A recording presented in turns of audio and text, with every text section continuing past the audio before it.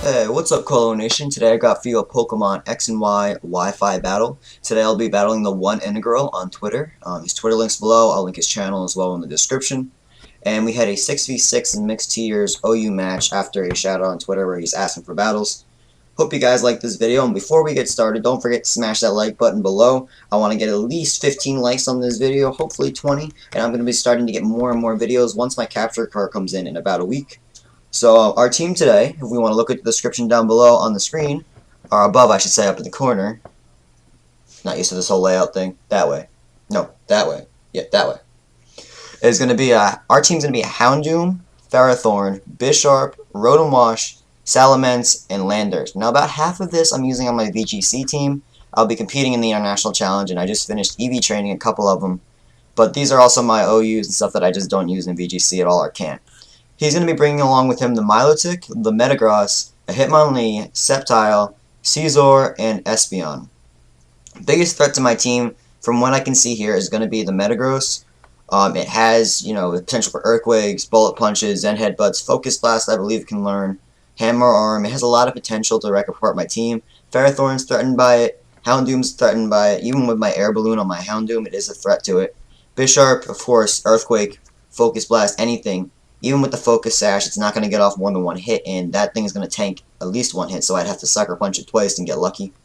Rotom-Wash can take that pretty well, even, decently well, at least 50%, 60% taken off only. Salamence, not bad, not bad. If I get hit too hard, I will have to switch that out, because that is kind of like my end game crux. And Landers, of course, Landers is very reliable in the OU metagame, for me at least. I like using them. I have a Life Orb set. I also alternate with Assault Vest, so I can take a couple hits with because it has Sheer Force and it's timid anyway. But yeah, I'm going to start the battle now. I hope you guys enjoy. And as always, smash that like button down below. And you are going to have to watch the screen to my right. I got the direction right this time, guys. But enjoy.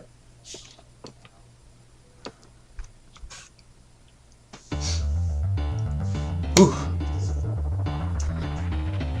So I've been trying to get my stuff together. I'm getting my capture card in about a week. I'll be starting putting more and more actual battles with that new DS. I'll update my friend code. As we send out our Houndoom first against this Espeon.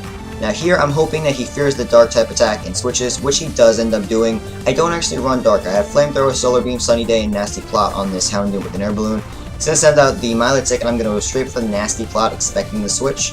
And getting my special attack boosted by 2 is crucial, because on my next turn I'm going to use Sunny Day since I'm faster, weaken the Hydro Pump that's incoming. Now if I hadn't done this, I would have lost my Houndoom, and this battle would have been a lot different. I probably would have lost, because right here, I'm able to take it Hydro Pump, get off a Solar Beam, and do a lot of damage. Now, the thing is, he pops my Air Balloon. Not only that, he expects the Solar Beam and switches straight into the Grass type Sceptile. Not what I wanted to see. I really, that thing can take a hit if it's a Grass type and, it's built. It still does a lot of damage, being Sceptile is really frail, but I really was hoping I could get rid of that Milotic pretty early. I do get to do about 2/3 damage though on the Sceptile. He's going to actually try to use Focus Blast and miss. I'm going to get off another Solar Beam. I'm going to knock out that Sceptile for the first Pokemon down being that Sceptile in the other team. And what we're going to see here is Sceptile going down, that the Sunny Day is going to stay up, so I'm able to spam Solar Beam. I have the Flamethrower in my arsenal as well. As he sends out his Espeon, I'm sort of wary about this thing, because it is a Magic Bounce, Light Screen stuff, and I don't want to send anything else out and attack it. So I'm going to go straight for Flamethrower, hoping he would switch, but he doesn't. I do take it out almost completely. I have about 80-90% damage on the Espeon. Unfortunately, he doesn't knock it out because of that Light Screen. He's going to withdraw now, switch right into his Milotic again. The Milotic is a problem because I didn't expect that, and I used Flamethrower. If I had gone for Solar Beam, I would have knocked it out in one shot. I don't even get a burn, and it's not very effective. Plus the Sun fades, which really doesn't help me at all. That was a really good play on his part, because he switches right into the attack. That's very predictable. I'm going to go out my Rotom now, expecting a Hydro Pump, but he uses Scald, which isn't going to do much anyway. I'm basing mine off of Cybertron's modest VGC set, so it doesn't take that hit too badly. And I get the Will-O-Wisp off. That's going to do some residual damage on him, and which is really helpful for me. He's in a Dragon Tail. This is going to force me to switch out. But unluckily for him, the Pokemon that does come out is going to be my Ferrothorn, which is bad news for him. He's going to probably switch out right away, and I'm hoping for that.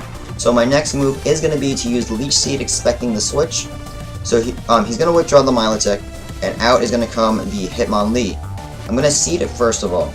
Now, don't forget, Ferrothorn's main weakness in the physical part of the game, at least, is fighting types. And Hitmonlee has high jump kick, which does a massive amount of recoil when it misses. I'm going to use Protect here. And if he uses high jump kick as I expect, he's going to take a lot of residual damage. So I'm going to do that again. I'm going to use the Protect.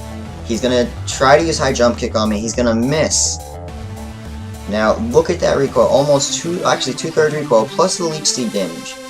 Now, I'm going to take a risk here. I want to get another Protect off because there's nothing I can do. If I take the hit, he's going to die, but I'd rather not lose my Thorn. And I use the Protect. I get it off, which is great for me because he goes for another high jump kick. That recoil damage is going to knock him out, and we've eliminated the Hitmonlee as well. The next... oh, text message.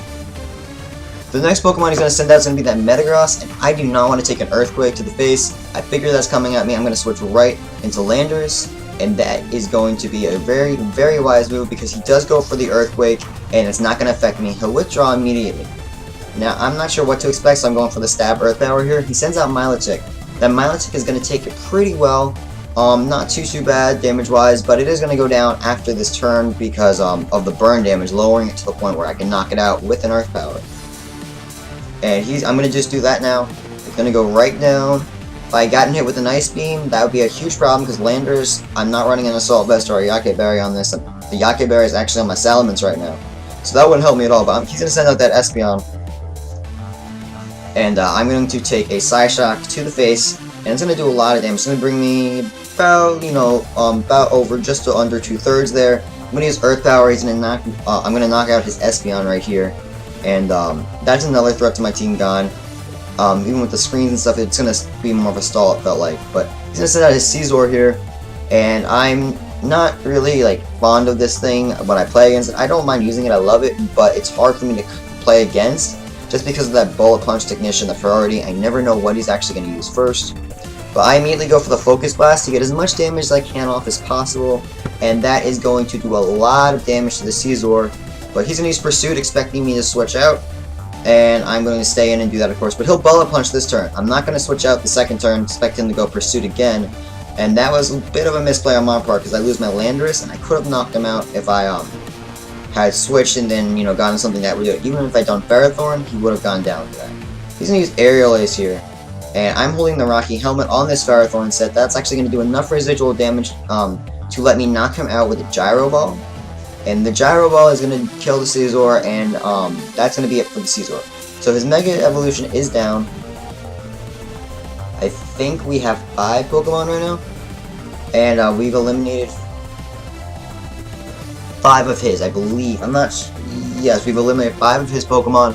We're going to switch out right here. We don't want to take an Earthquake. We're going to go send out Salamence, and expecting this, he's going to go for the Zen Headbutt. If I hadn't switched, I would have probably been able to end this game a little earlier.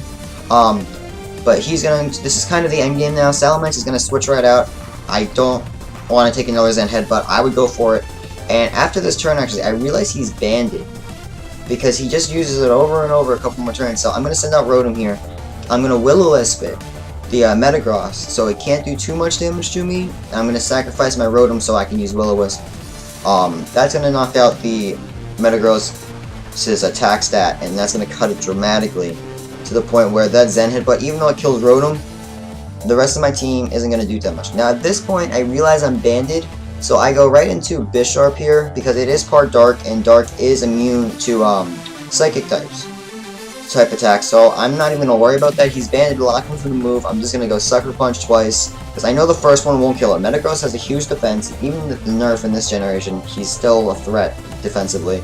And that's going to basically be the game, because I'm just going to go for another Sucker Punch. He's locked with the Zen Headbutt, which does no damage anyway. And that is going to be GG with a pretty good victory against the One Integral. So once again, follow him on Twitter. That is a 4-0 victory for us, and I hope you guys enjoyed the video. Smash that like button below, click the subscribe, keep Colo Nation growing as I provide more and more content for you guys. And as always, this is Al from Brave New Globe, and I am checking out.